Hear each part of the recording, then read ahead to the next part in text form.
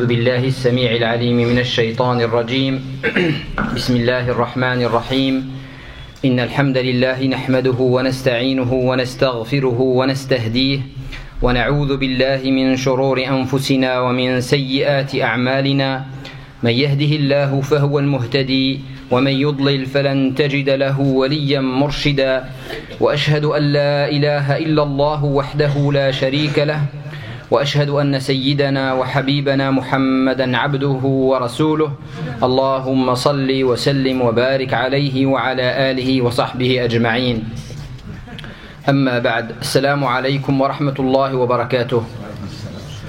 Inch'Allah, aujourd'hui on va parler des épreuves de la vie. La vie d'une manière générale est une épreuve. L'homme est éprouvé de sa naissance jusqu'à sa mort, depuis le début jusqu'à la fin.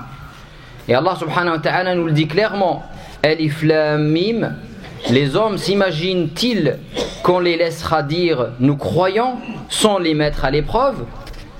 Si c'était juste une question de parole, n'importe qui dit n'importe quoi. Et comment on prouve que ce qu'il dit c'est la vérité? C'est par l'épreuve. Si tu dis que tu es croyant, alors tu dois assumer la tâche et les tâches d'un croyant. Donc les hommes s'imaginent-ils qu'on les laissera dire nous croyons sans les mettre à l'épreuve? Donc nous serons tous éprouvés. Nous avons déjà mis à l'épreuve ceux qui les ont précédés, nous dit Allah subhanahu wa ta'ala. Ali ibn Abi Talib dit: et comment veux-tu que je te décrive une vie qu'on commence par les pleurs, qu'on continue dans les épreuves et qu'on termine par la mort? Voilà la vie grosso modo. Elle commence par les pleurs, durant cette vie c'est les épreuves et ça finit par la mort. Bien sûr, après la mort il y a la vie, mais il est en train de décrire cette vie terrestre. L'homme né en pleurant, et cette vie terrestre est remplie d'épreuves. L'homme ne peut avoir tout ce qu'il veut. Ce n'est pas possible. Chacun veut des choses, mais Allah subhanahu wa ta'ala nous met des épreuves, des difficultés avant la réalisation de ce qu'on veut. Et l'homme musulman, l'homme croyant, quel est le souhait le plus cher pour lui? C'est d'accéder à l'amour de Dieu, d'accéder au paradis. Donc il faut apporter la preuve. Ces épreuves sont nombreuses. Perdre un être cher, perdre ses biens, quitter ceux qu'on aime, quitter son pays et d'autres épreuves. Mais n'imaginez pas que les épreuves c'est uniquement la pauvreté, la maladie. Aussi la richesse c'est une épreuve. Aussi la santé c'est une épreuve. Le temps qu'on passe dans cette vie c'est une épreuve. Allah subhanahu wa ta'ala nous dit: en vérité nous avons créé l'homme d'une goutte de sperme aux éléments de vie bien combinés, et pour l'éprouver, Allah nous dit l'inabtali, pour l'éprouver. La vie est une épreuve. Nous l'avons doté de lui et de la vue. Allah nous a donné les moyens, et donc c'est pour ça que l'homme est éprouvé.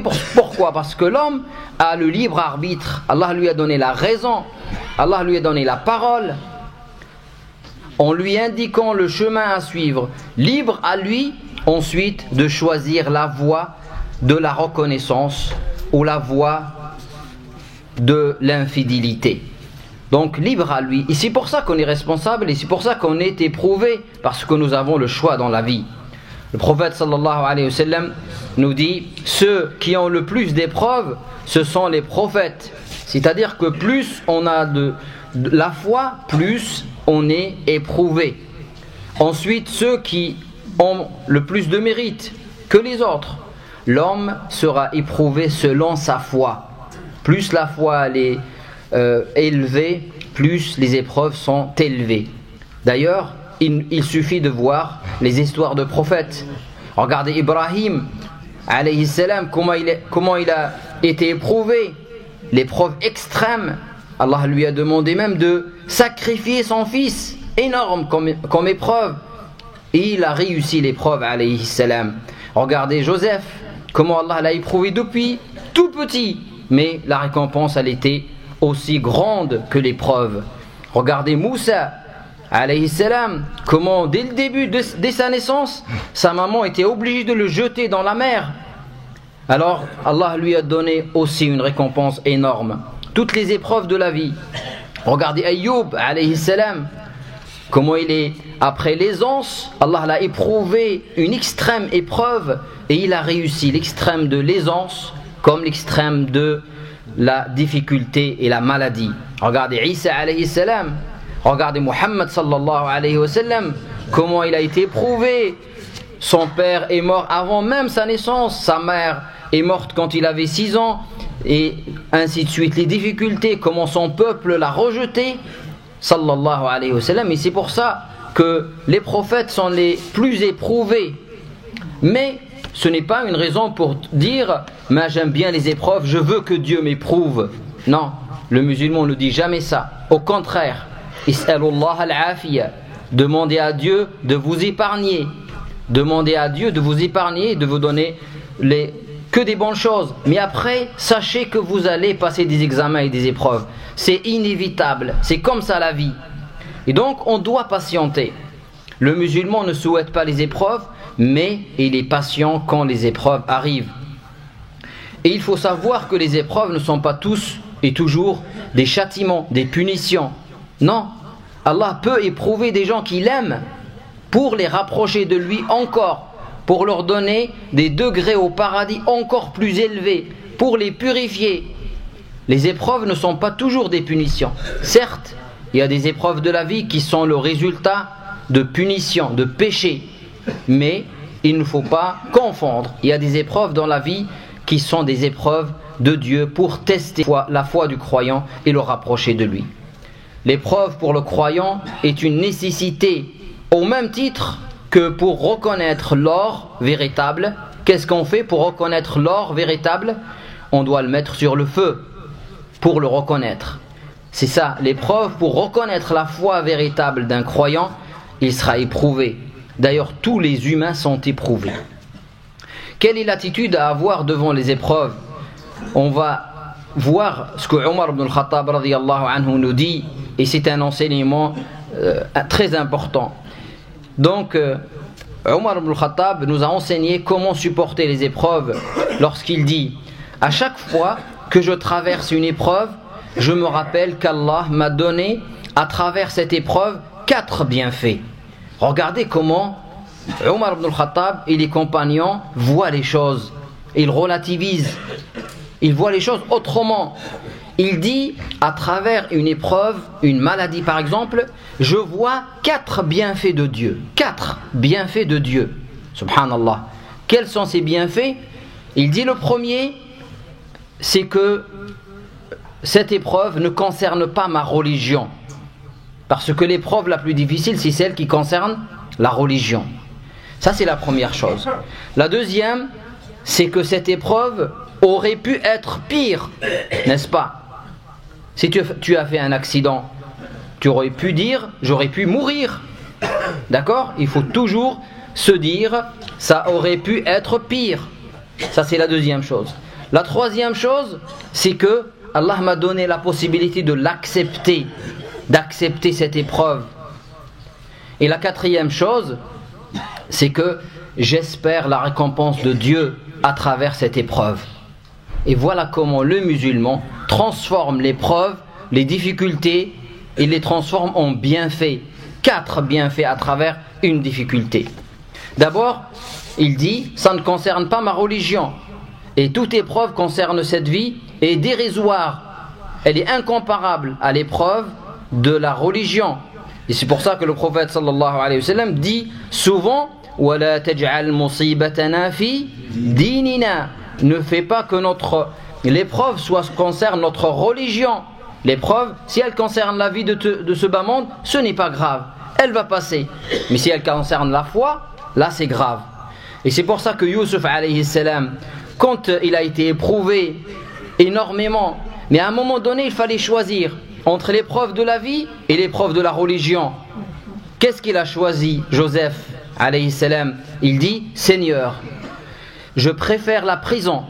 La prison, c'est quoi? C'est l'épreuve de la vie, au crime auquel me convient ces femmes.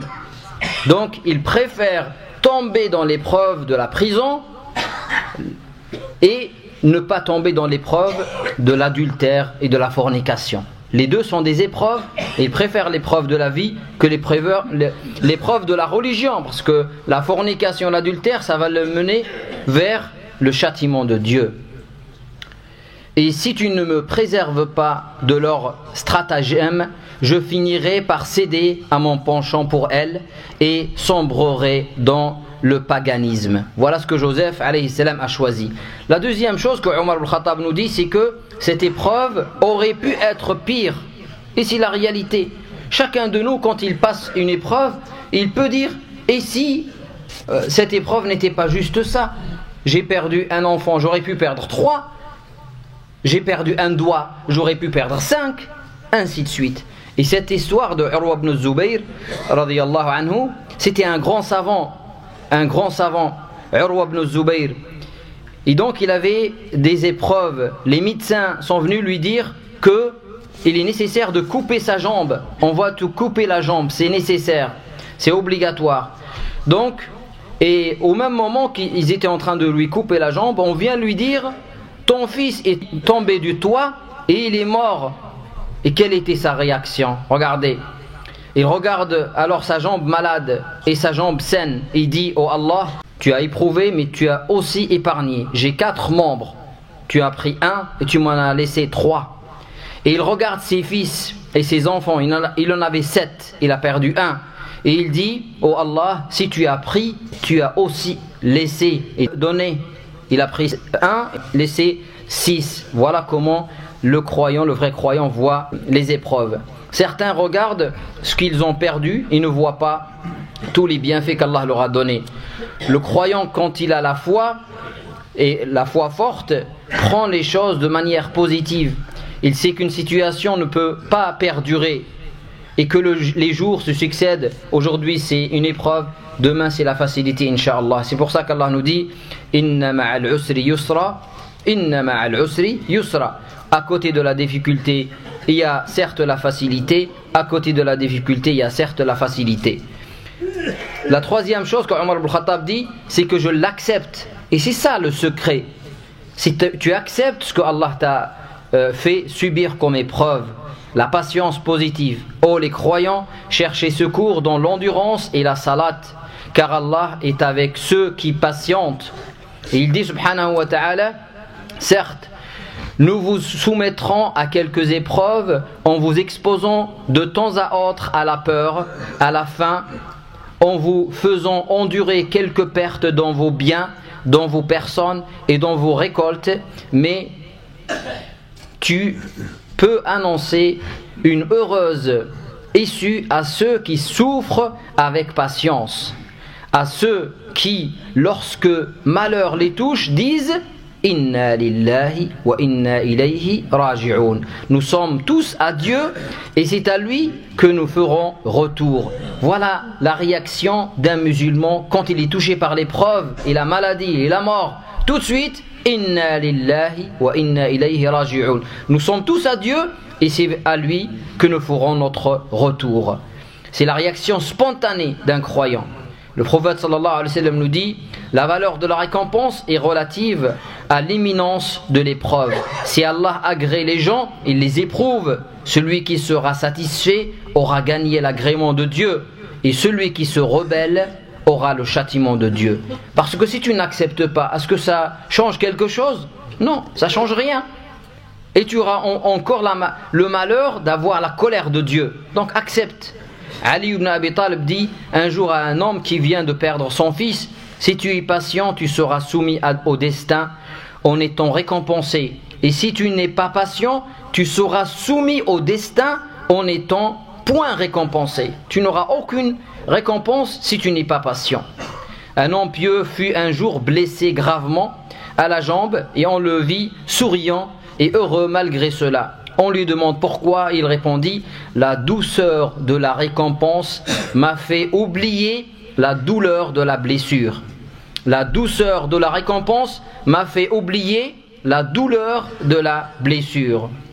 Et quand le prophète sallallahu alayhi wa sallam a perdu son fils Ibrahim, qu'est-ce qu'il dit? Les yeux se remplissent de larmes, le cœur de tristesse, et nous nous disons que ce que Allah agrée, nous sommes tous à Dieu et nous ferons retour vers lui. Et la quatrième et la dernière chose, je finis par ça, Inch'Allah, que j'espère la récompense de Dieu. C'est ça, Omar al-Khattab, il dit, quand un malheur me touche, j'espère la récompense d'Allah subhanahu wa ta'ala. Et c'est vrai, à chaque fois que le croyant est touché par une épreuve, il a une récompense. S'il est patient, bien sûr. Le prophète sallallahu alayhi wa sallam dit, chaque malheur, chaque difficulté, chaque tristesse, chaque blessure qui atteint le croyant est une expiation de ses péchés. Ne serait-ce qu'une épine, une piqûre d'épine, tu seras, Inch'Allah, récompensé. Et il dit, sallallahu alayhi wa sallam, le croyant et la croyante ne cessent de subir des épreuves à travers leurs personnes, leurs enfants et leurs biens, jusqu'à ce qu'ils rencontrent leur Seigneur absous de tout péché. Et le prophète sallallahu alayhi wa sallam nous dit dans un hadith que vous connaissez tous, ajaban li amri al-mu'min, il est vraiment extraordinaire le sort du croyant. Quand un bonheur le touche, il est reconnaissant envers Dieu et c'est un bien pour lui. Et quand un malheur le touche, il est patient, il est endurant et c'est un bien pour lui. Et ceci n'est donné qu'au croyant, celui qui croit en Dieu et qui espère sa récompense et sa générosité. نسأل الله سبحانه وتعالى أن يلهمنا رشدنا، أن يعفو عنا، أن يغفر ذنوبنا، وأن يجعلنا من الصابرين في البأساء والضراء، وأن يرفع عنا البأس، وأن يبعد عنا المصائب.